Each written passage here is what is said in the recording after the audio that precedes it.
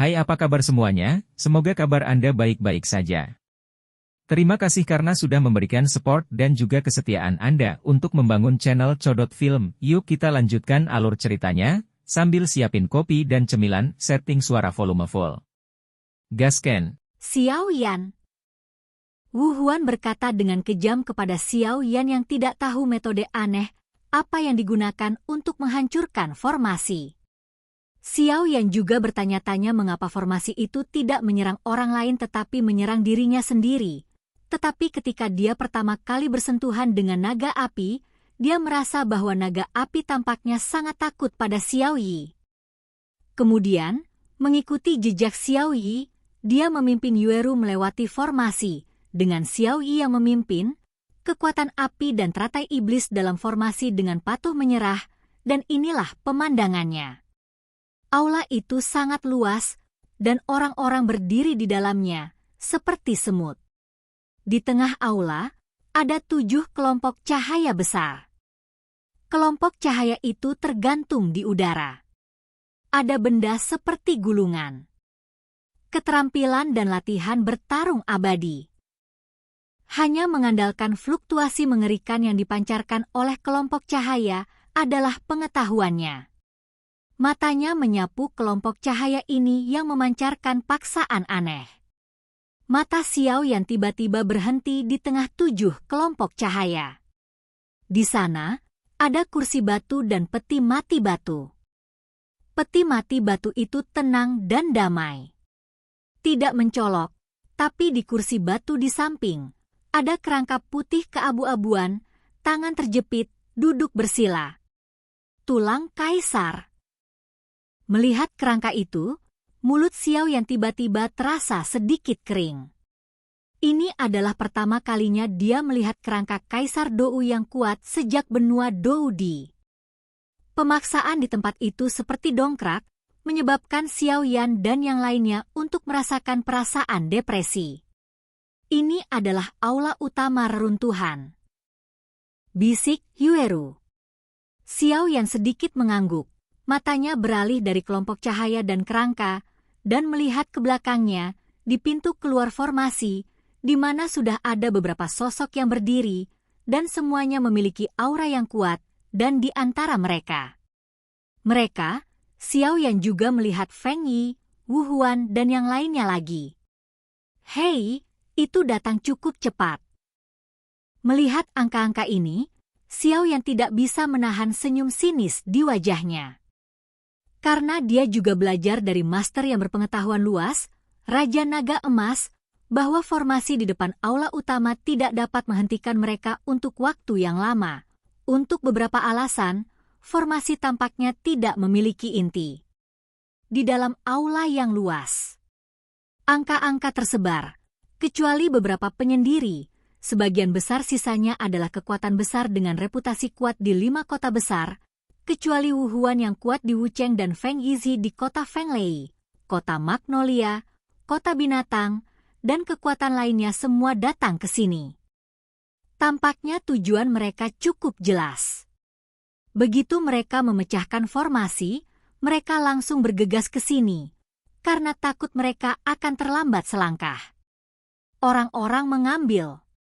Dan ketika Wu Huan dan yang lainnya memasuki aula, Xiao Yan, yang membawa penggaris berat, secara alami menarik perhatian banyak dari mereka. Langkah selanjutnya adalah waspada, atau bermusuhan, atau bersahabat dengan Xiao Yan. Diproyeksikan berakhir. Untuk pandangan ini, Xiao Yan tersenyum dan melirik ke arah di mana Wu Huan dan yang lainnya berada, hanya untuk melihat yang terakhir dan yang lainnya menatapnya dengan muram. Mungkin masih mengingat apa yang mereka makan dalam formasi itu. Juga memiliki seringai di sudut mulut Xiao Yan, di bawah tatapan begitu banyak mata.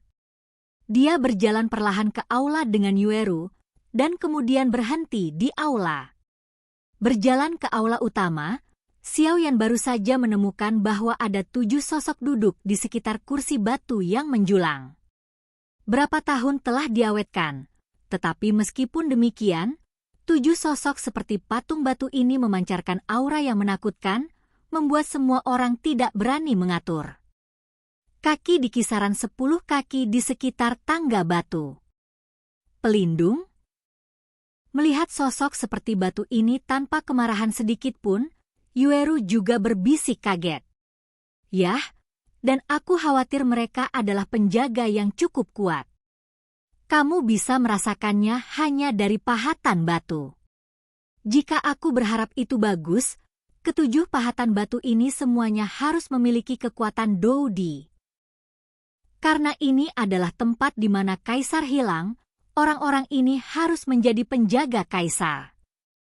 Mata Xiao Yan juga memancarkan warna yang bermartabat. Meskipun ukiran batu ini tidak bergerak saat ini, mereka belum dipicu.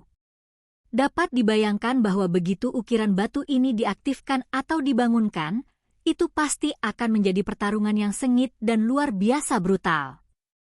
Selain itu, patung batu ini dapat menjaga aula utama. Orang-orang ini pasti orang kuat sebelum hidup mereka. Mungkin mereka adalah bawahan kaisar. Kita harus berhati-hati. Xiao Yan juga memperhatikan sedikit perbedaan dengan matanya yang cerah. Mendengar itu, Yueru telah sedikit berubah, meskipun 7 pembangkit tenaga listrik tingkat Doudi tidak tahu kekuatan yang jelas dari ukiran batu. Karena mereka dapat mengikuti kaisar, bagaimana mereka bisa menjadi biasa-biasa saja? Barisan ini. Bahkan jika pembangkit tenaga listrik yang hadir bekerja sama untuk membersihkannya, kerugiannya tentu tidak sedikit. Seperti yang diharapkan dari peninggalan kaisar dan yang kuat.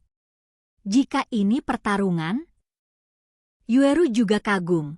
Dan bahkan dia merasa sedikit bergidik dengan barisan seperti itu. Hati-hati nanti, jangan berpisah. Xiao Yan mengingatkan dengan sungguh-sungguh, lalu menoleh, senyum dengan cepat muncul di wajahnya, dan menangkupkan tangannya ke arah tertentu. Xiao Yan melihat ke samping. Ternyata King seorang anggota asosiasi alkemis Chengna. Hehe, teman kecil Xiao Yan, lebih baik datang lebih awal daripada kebetulan. Ini adalah aula utama. Anda dapat melihat bahwa garis pemisah abu-abu putih semakin lemah. Saya khawatir itu akan benar-benar menghilang dalam waktu dekat. Lihat ketika dia tiba di Xiao Yan, Bai Shan juga tersenyum, memimpin apoteker yang kuat untuk datang Wewenplovelkom dan tersenyum pada Xiao Yan. Penatua Baisan, mungkinkah ini tujuan perjalanan ini? Kenapa ada sebanyak 7? Xiao Yan tersenyum dan bertanya, Baisan ini juga seorang penatua dari asosiasi alkemis. Mereka yang hadir, saya khawatir dia memiliki hubungan yang lebih baik dengan asosiasi alkemis. Bagaimanapun, dia juga seorang penatua nominal asosiasi alkemis. Yang lain tidak dikenal atau lawan. Yah, itu seharusnya benar, tapi kupikir 7 kelompok cahaya seharusnya berhubungan dengan 7 patung batu di depanku. Meskipun aku tidak tahu apa hubungannya dengan itu, siapa yang bisa mendapatkannya tergantung pada keberuntungan dan kekuatan. Bai Shan tersenyum dan mengangguk, dan berkata bahwa dia cukup puas dengan Xiao Yan. Untuk dapat masuk ke aula jauh di dalam reruntuhan dengan 2 orang, Bai Shan sendiri, yang sama sekali tidak luar biasa, pasti tidak akan mempercayainya. Tidak heran Presiden meminta Xiao Yan untuk merawatnya sebelum dia pergi. Yah, aku merasakan hal yang sama. Mendengar ini, Xiao Yan juga menatap 7 patung batu dengan hati-hati, dan kemudian menyapu 7 kelompok cahaya dengan tatapan aneh. Memang ada banyak kepala bunga di reruntuhan kaisar. Pada akhirnya, tidak mudah untuk mendapatkan salah satu dari 7 kelompok cahaya ini. Ya?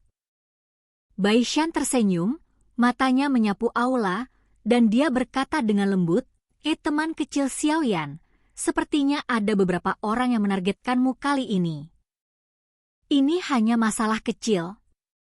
Xiao Yan tersenyum. Mereka yang hadir, yang memusuhi dia, hanyalah Wu Huan. Meskipun dia tidak tahu mengapa Wu Huan memusuhi dia, bahkan jika Wu Huan ini adalah 3 bintang di tahap akhir Kaisar Dou, Xiao Yan juga tidak takut, dan Feng Yi, Feng Lei Cheng tidak boleh dianggap bermusuhan. Paling-paling ada sedikit diskusi, dan kemudian ada mayat hidup yang mencuri Yueru Crescent Cui Guo, meskipun itu adalah Crescent Moon Cui Guo palsu. Tetapi dia tidak bisa melepaskannya. Oke guys, jangan lupa like, comment, share, and subscribe di channel Codot Film. See you next video, peace out and bye-bye.